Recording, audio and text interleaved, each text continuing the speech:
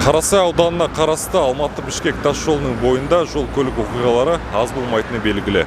Осындай апатты жағдайды болдырмау үшін және жол қауіпсіздігін сақтау үшін дәл мына сіздер көріп тұрған республикалық трассада сергек камералары орнатылды.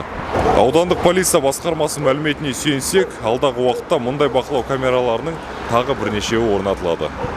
Қазір Алматы облысы Қарасай ауданында жол көлік оқиғасының көптеп орын алуына байланысты 22 камера Қарасай ауданы бойынша қойылды. Үлкен трассаға, жолға.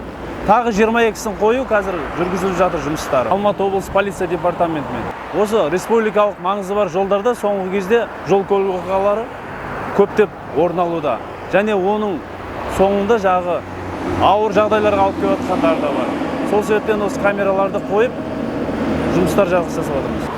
Бізде әр жолда жүрген қызметкерде қолында планшеті бар.